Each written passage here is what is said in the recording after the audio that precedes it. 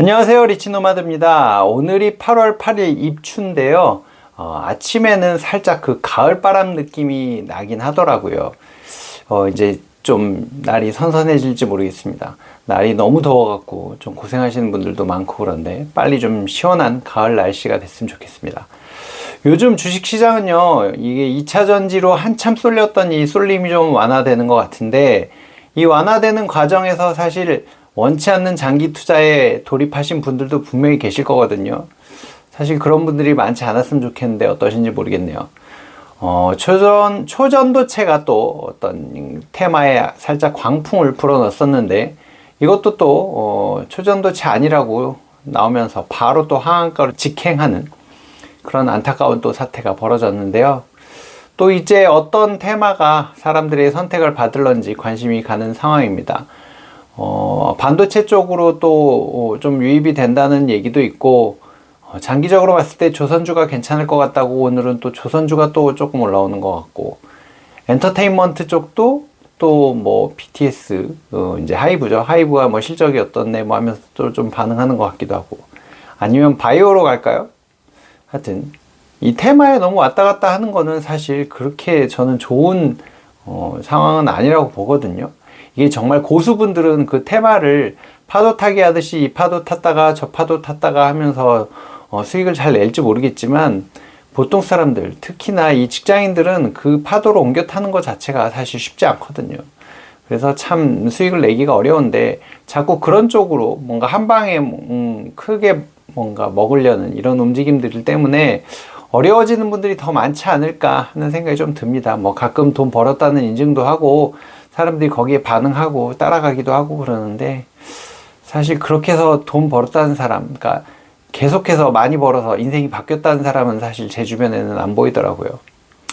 그리고 또 미국 뭐 10년물 국채 금리가 지금 막 상승하면서 주식시장이 또 어떻게 가는 거야 조금 걱정이 되기도 하고, 오늘도 지금 보니까 우리나라 환율이 엄청 올라가기도 하고, 외국인들은 살짝 발을 빼는 것 같기도 하고, 뭐 약간 그런 움직임들 때문에 방향성이 잘 보이진 않습니다. 하지만 그래도 실적이 좋은 종목들은 또 주가가 잘 가지 않을까 싶고요. 지금 보면은 뭐 미국에도 아마존도 뭐 실적 잘 나왔다고 주가 잘 가고 있고, 이제 뭐 그런 종목들이 몇 개 보이잖아요. 그런 것들을 보면서 실적 좋은 종목들을 쌀 때 잘 잡아놓고 기다리는 뭐 이제 그런 게 필요하겠죠. 여러분들은 이제 주식 투자를 할 때 집중 투자와 분산 투자 어떤 것을 더 선호하시나요? 이 그 계란을 한 바구니에 담지 마라라는 광고가 예전에 있었는데요. 증권사에서 하는 광고였는데, 그 광고가 생각나시는 분들은 나이가 조금 있으실 겁니다. 근데 뭐 이제 선택과 집중이 오히려 성공 투자의 지름길이다라고 생각하시는 분들도 있을 거고요.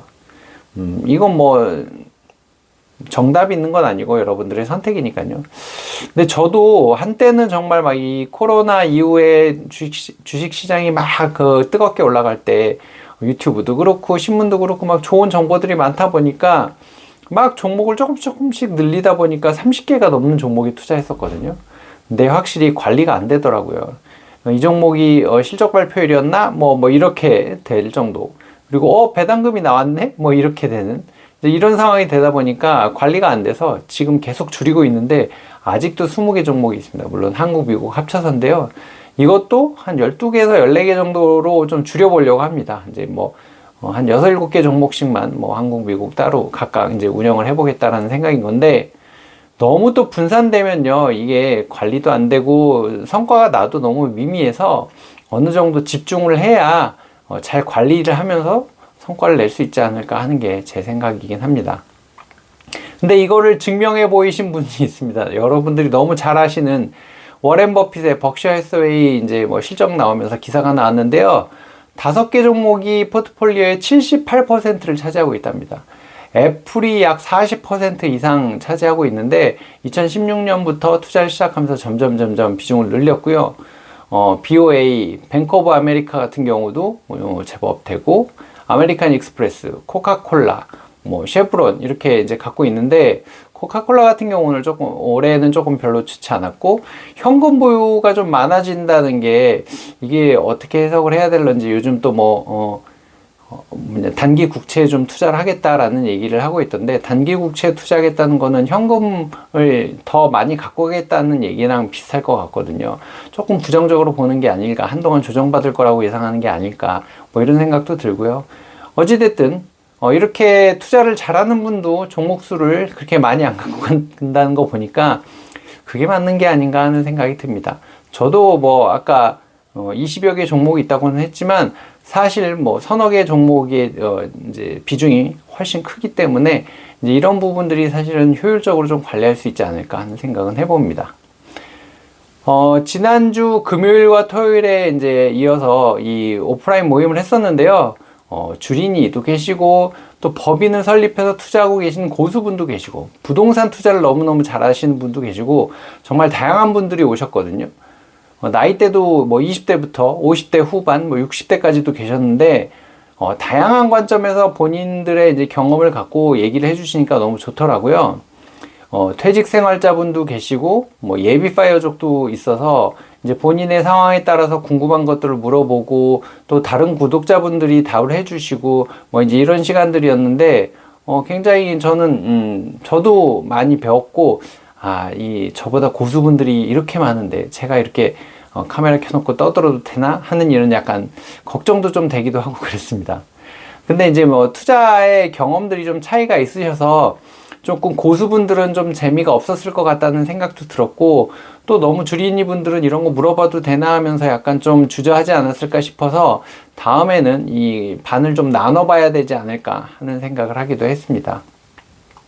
근데 그 중에서 이제 파이어족을 꿈꾸는 분들이 있었는데요. 이제 제가 지금 뭐 퇴직을 할까 말까 고민 중인데요 하면서 이제 저랑 좀 얘기하셨던 분들이 있는데, 제가 예전에도 영상에서 말씀드렸었지만, 자본소득이 근로소득을 넘어선 이유가 돼야 퇴직을 생각하는 게 맞다고 생각하거든요. 이게 이제 그렇게 세팅을 해놔도 물가 인상도 생기고, 이제 뭐 비용이 발생하는 게 좀 달라지잖아요. 뭐 이제 의료비가 더 발생한다든가 상황이 바뀌기 때문에 그런 걸 대비하려면 기본적으로 내 급여소득을 초과하는 자본소득이 만들어져야 되고요.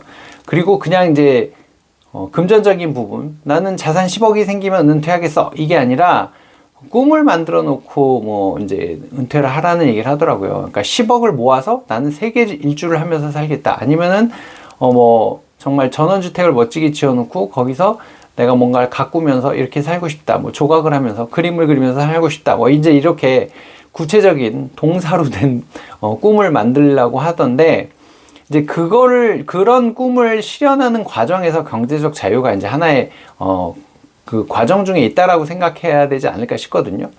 목표만을 바라보다가 이제 이 목표가 어느 정도 달성되고 나면 그 다음에는 살짝 공허해지기도 하고, 목적지를 잃어버린 것 같기도 하고, 이제 뭐 그런 생각도 들거든요.